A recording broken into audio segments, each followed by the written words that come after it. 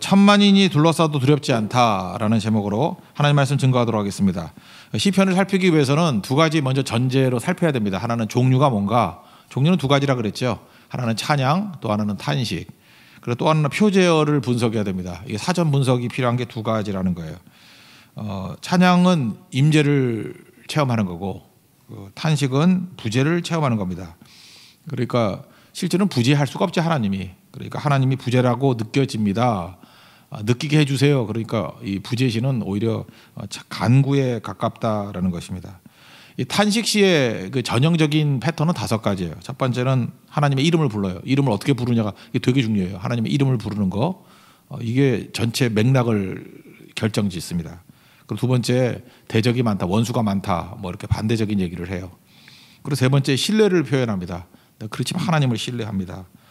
어제 살폈지만 성령께서 우리에게 조명해 주시죠. 조명을 쪼개 주시면은 기억이 되살아나요.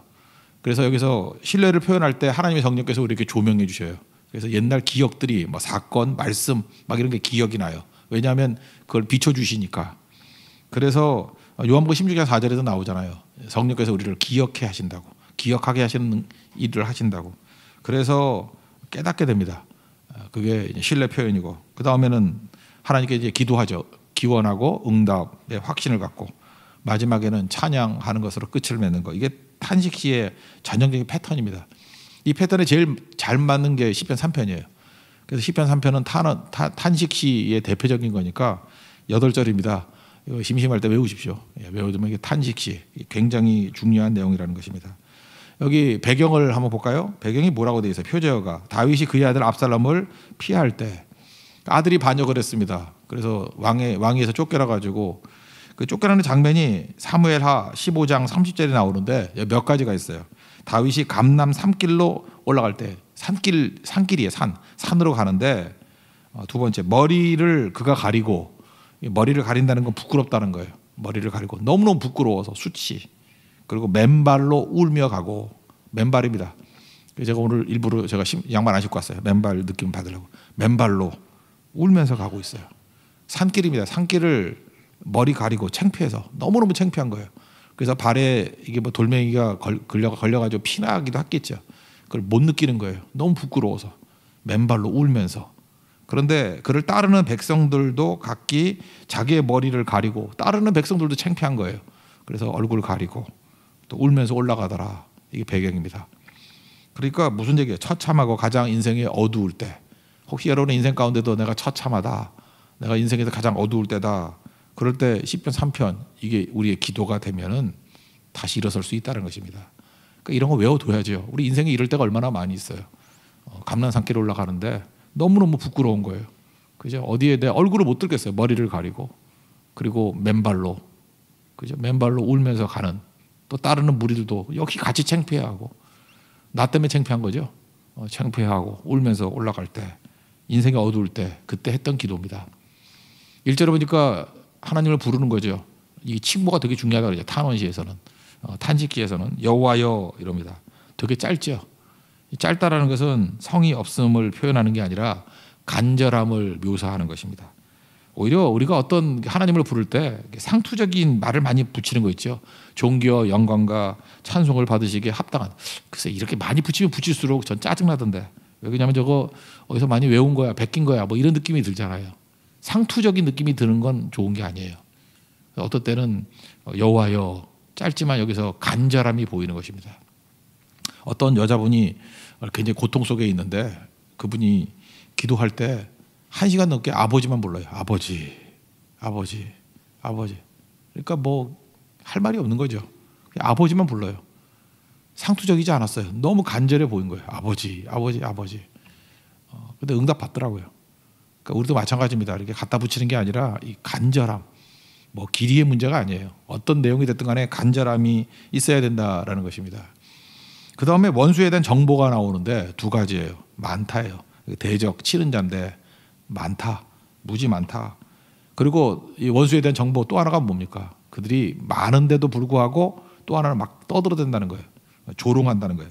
너는 구원받지 못한다. 하나님께 구원받지 못한다. 원수가 엄청 많습니다. 정보 1. 두 번째, 그들이 다 떠들기를 나를 조롱하고 있습니다. 하나님의 구원을 받지 못한다. 이렇게 떠들고 있습니다. 1절과 2절을 한번 읽겠습니다. 시작. 여호와여 나의 대적이 어찌 그리 많은지요. 일어나 나를 치는 자가 많으니이다. 많은 사람이 나를 대적하여 말하기를 그는 하나님께 구원을 받지 못한다 하나이다. 이때 홀로 서 있죠. 혼자 서 있는 것이 임재의 순간입니다. 어제 지성소 예배 얘기했죠. 지성소에는 이게 진짜 예배인데 하나님과 나와 1대1로 만나는 거예요. 키에르케고르가 신 앞에 단독자 그럴 때 지성소 예배예요. 1대1로. 지성소에 뭐가 있죠? 하나님의 언약궤가 있는데 그 안에 말씀이 있고 말씀 위에 그 두 천사가 이렇게 그룹이라 그러죠. 날개를 펼치고 있는 그 공간. 거기 속죄소 이렇게 하면 속죄소. 카폴렛이라 그러는데 카폴렛 속죄소 또는 거기 나눠줄 보면 시은좌라고 돼 있잖아요. 은혜의 자리. 거기에 속죄가 이루어지고 거기에 은혜가 임하는 거예요. 원래 카포레이시라는 원래 뜻은 덮답니다. 하나님께서 이불 같은 걸 이렇게 덮어주시는 거.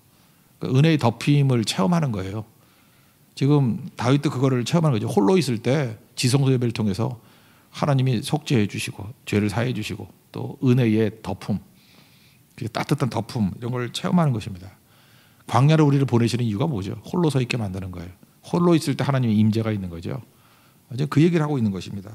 그리고 이제 신뢰를 표명해요. 하나님 방패다, 영광이다, 머리 드시는 자다. 아까 그 사무엘하에서 읽어봤죠. 도망칠 때 어떻게 했어요? 얼굴을 가리고 머리를 가리고. 근데 머리를 드시는 분이란 건 뭐예요? 수치에서 벗어나게 만드신다. 그런 뜻이겠죠. 방패는 보호겠죠. 하나님이 방패입니다. 하나님이 뚫려요, 안 뚫려요? 안 뚫리죠. 하나님이 방패가 되면 뚫리지 않는 방패예요. 그죠? 뚫리지 않는 방패. 하나님 나를 보호해 주신다 그런 의미고. 영광은 뭡니까? 하나님이 임재가 있을 때 뭐 힘과 생명과 에너지가 임하게 된다는 거죠. 머리를 드시는 자 하나님께서 우리를 세워 주신다는 것입니다. 우리가 아무리 이렇게 맨발로 도망친다 할지라도 최악의 상황에 놓인다 할지라도 하나님께 부르짖으면 응답하시는 하나님이라는 거예요. 여러분 믿습니까? 이 기도가 있어야 된다는 거예요. 3절 4절 읽겠습니다. 시작. 여호와여 주는 나의 방패시요 나의 영광이시요 나의 머리를 드시는 자신이라. 내가 나의 목소리로 여호와께 부르짖으니 그의 성산에서 응답하시는 도다. 응답에 확신이 있습니다. 그 이후에 결과가 나오죠. 잠을 잔다는 거예요. 평안이죠. 그래서 최고의 평안은 풍랑 중에도 주무시는 예수님 참 평안이에요. 그 다음에 야고보 죽었죠. 근데 베드로가 감옥에 갇혀 있어요. 자기도 죽을 일이에요. 근데 사도행전 12장 보니까 자고 있죠. 천사가 와가지고 깨우는데 깨지도 않고 옆구리 차야 깰 정도로. 이게 평안이죠. 이게 왜 그래요? 맡겼다는 게 주님께. 다 맡긴 자의 든든함. 어디까지 확장해요? 확장해요.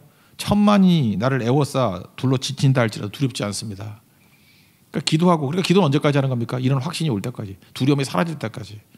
그래서 부르짖게 됐다라는 거예요. 그러니까 하나님의 임재가 있으면 바로 이런 맨발로 도망치고 울던 사람, 머리를 가리고 부끄러워했던 사람이 천만이 둘러쳐도 두렵지 않다고 하는 거기까지 간다는 것입니다. 이게 기도의 목표예요. 5절 6절 읽겠습니다. 시작. 내가 누워 자고 깨었으니 여호와께서 나를 붙드심이로다. 천만이 나를 애워싸 진친다 할지라도 나는 두려워하지 아니하리이다. 그리고 7절 8절에서 1절과 대비하죠. 1절이 뭐였어요? 조롱했죠. 막 조롱했죠. 하나님의 구원이 너희가 없다. 그때 뭐라 그래요? 조롱하는 자의 뺨을 때린다. 이게 신나잖아요. 귀싸대기를 갈기고 이를 꺾어버린대요. 이거 얼마나 대단한지, 그죠? 근데 이를 꺾을 것입니다라가 아니고 뭐예요? 꺾으셨나이다. 완료형으로 돼 있어요. 확신. 이미 꺾었다라는 거죠. 하나님께서 구원 주신다는 거죠. 7절과 8절 읽겠습니다. 시작. 여호와여 일어나소서 나의 하나님이여 나를 구원하소서. 주께서 나의 모든 원수의 뺨을 치시며 악인의 이를 꺾으셨나이다. 구원은 여호와께 있사오니 주의 복을 주의 백성에게 내리소서. 그러니까 이 탄식시에서 우리가 알 수 있는 게 뭐예요? 탄식은 왜 탄식한다고요? 하나님의 부재의 의식. 하나님이 계시는데 느끼지 못하는 거예요. 그래서 기도하고 기도해서 어디까지 갑니까? 확신이 올 때까지. 어디까지요? 천만이 둘러친다 할지라도 두렵지 않을 때까지. 그리고 승리에 대한 확신이 완료형으로 나오잖아요. 원수의 뺨을 치고, 그죠? 또 하나 원수의 이를 꺾어버릴 때까지. 그러니까 기도는 언제까지 하는 거예요? 확신이 올 때까지. 그러니까 기도를 멈추지 마십시오. 언제까지요? 확신이 올 때까지. 그래서 확신을 가지고 사는 것이 성도의 모습이지, 탄식에서 시작해서 확신으로 끝나는 게 성도의 모습이지, 탄식 가운데 머무르는 게 절대 아니라는 것입니다. 우리 인생에 시시때도 탄식이 옵니다. 그때마다 우리가 확신이 올 때까지 기도를 통해서 이런 승리 확신을 실제로 누릴 수 있는 우리 믿음의 종 되기를 축원합니다. 그 다음에 4장에 넘어가면 4장은 하나님의 뒷모습이에요. 이거 왜 그러냐? 탄식시인데 이것도 하나님의 얼굴이 보고 싶다 이거예요. 그러니까 하나님의 얼굴이 보고 싶다니까 반대겠죠. 하나님의 얼굴을 볼 수가 없습니다. 그러니까 부재의식이에요. 못 느낍니다. 6절에 보니까 하반절에 주의 얼굴을 들어 우리에게 비추소서. 이게 주제예요. 하나님 얼굴을 보고 싶습니다. 여러분 그 하나님의 얼굴 그럴 때 알 수 있는 게 모세죠. 모세가 출애굽기 33장의 그 끝에 보면 나오잖아요. 한 4절 정도. 그 하나님이 보여주세요. 영광을 보여주세요. 그랬더니 하나님께서 뭐라 하냐면 나 얼굴 보고 살 자가 없어. 그래서 하나님께서 너 바위에 서라 그래놓고 또 하나님은 또 바위에 서라 그래놓고 또 하나님도 또 말을 바꾸셔. 서라 그러는데 또 끌고 바위 틈으로 끌고 가요. 그래서 바위 틈에 이렇게 쳐박아놔요. 바위와 바위 틈에. 그리고 내가 지나가도록 내 손으로 하나님이 손으로 이렇게 눈을 가린 거예요. 눈을 가리고 있다가 손을 싹 거두게 될 때에 이미 지나갔어요. 그때 하나님의 등을 보게 되리라. 이제 거짓말 아니에요. 읽어드릴게요. 출애굽기 33장 22절 23절 내 영광이 지나갈 때 내가 너를 반석 틈에 두고 내가 지나도록 내 손으로 너를 덮었다가 손을 거두리니 내가 내 등을 볼 것이요 얼굴은 보지 못하리라. 이게 이제 하나님의 얼굴 보지 못한다는 사건에 대한 얘기예요. 출애굽기 33장의 마지막 2절. 그러면 왜 하나님 얼굴을 안 보여주고 등만 보여주나요? 이유가 뭘까요? 우리 등신대라고? 왜 등만 보여주는 거예요? 등신대라고?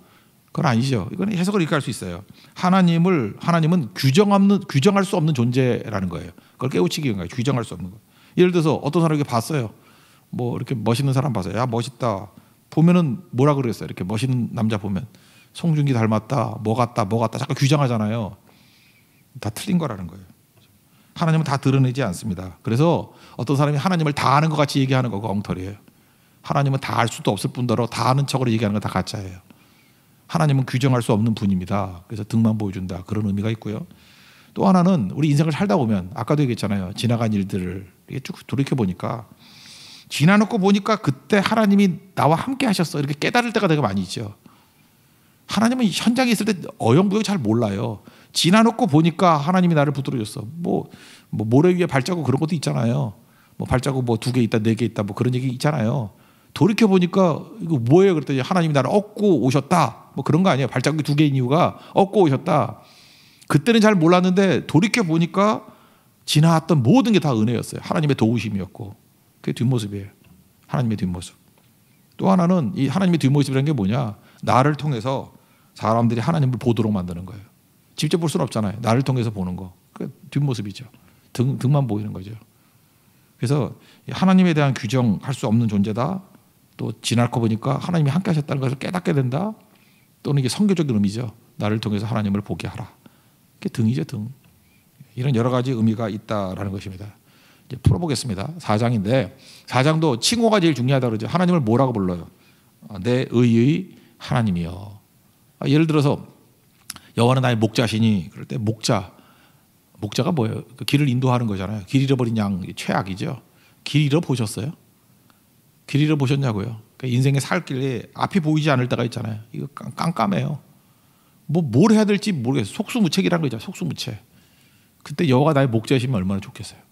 그죠? 이게 이런 고백이에요. 한번 앞이 캄캄해 본 사람은 알아요. 눈앞이 캄캄하다. 근데 여호와가 나의 목자시다. 이게 절실해지는 거죠.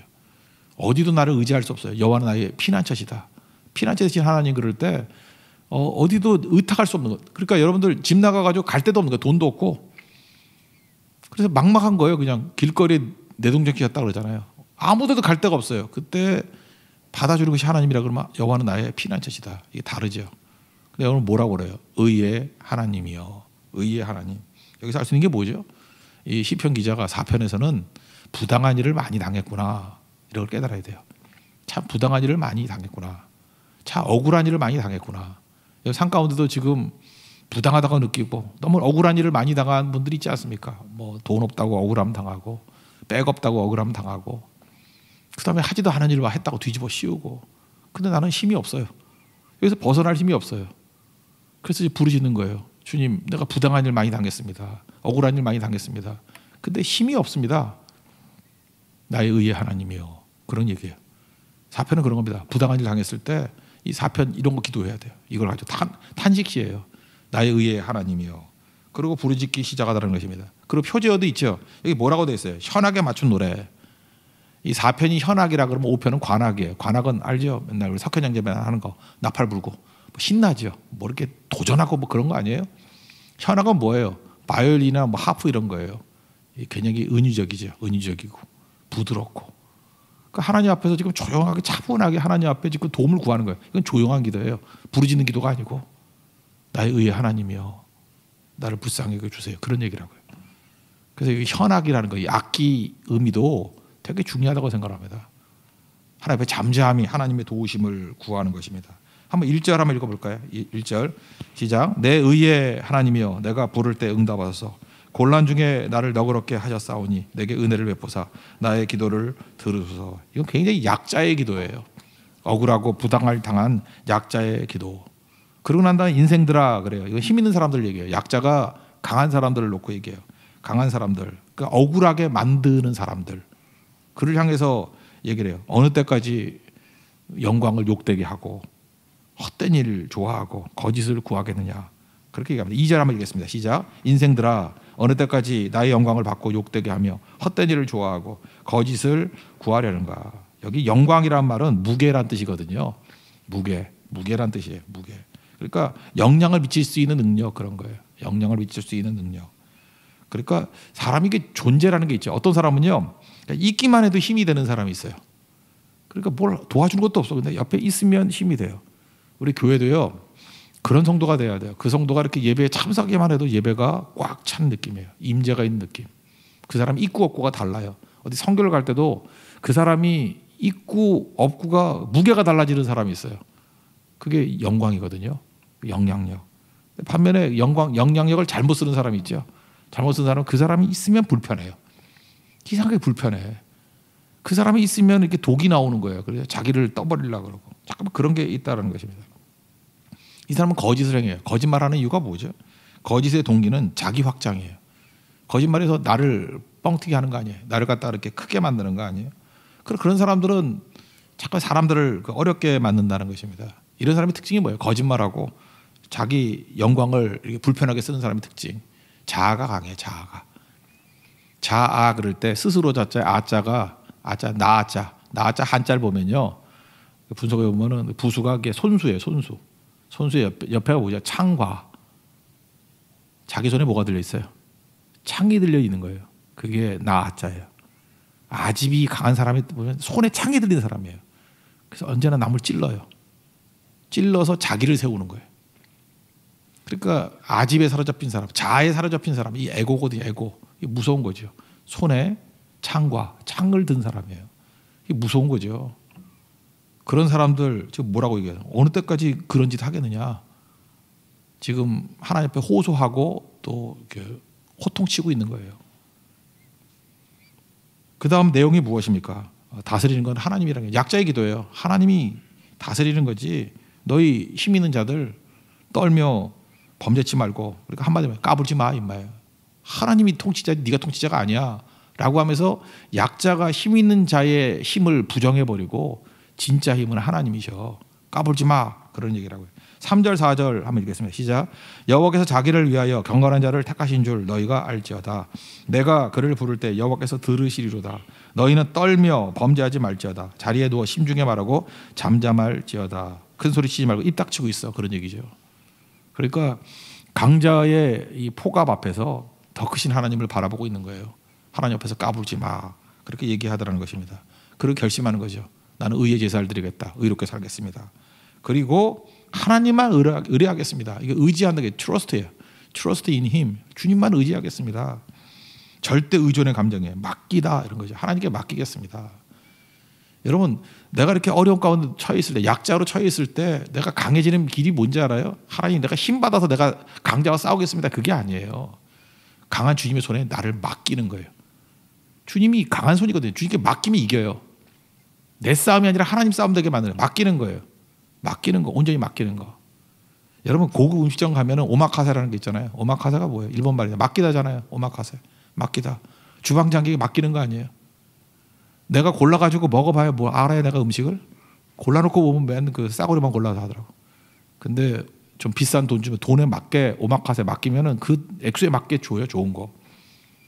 그러니까 우리 인생의 오마카세 주님이에요. 주님. 하나님. 주님 맡아서 하시면은 최고의 것이 될 수 있다는 거죠. 그게 의지하는 거예요. 나는 주님 앞에서 오마카세 맡기고 살겠습니다. 그죠? 그게 주님 의지하겠습니다. 그러면 뭐 승리한다는 거죠. 5절 6절 한번 다 같이 읽겠습니다. 시작. 의의 제사를 드리고 여호와를 의지할지어다. 여러 사람의 말이 우리에게 선을 보일 자 누구뇨 하오니 여호와여 주의 얼굴을 들어 우리에게 비추소서. 결과적으로 어떻습니까? 잠 잘 잔다는 거에 또 평안이 임하고 기쁨이 임하고 뭐 승리한다 그런 얘기예요. 7, 8절 마저 읽겠습니다. 시작. 주께서 내 마음에 두신 기쁨은 그들의 곡식과 새 포도주가 풍성할 때보다 더하니이다. 내가 평안히 눕고 자기도 하리니 나를 안전히 살게 하시는 이는 오직 여호와이시니이다. 4편에서의 주제는 뭐예요? 억울한 자예요. 부당한 대우를 받는 자예요. 강자 앞에서 이렇게 눌려 있는 자예요.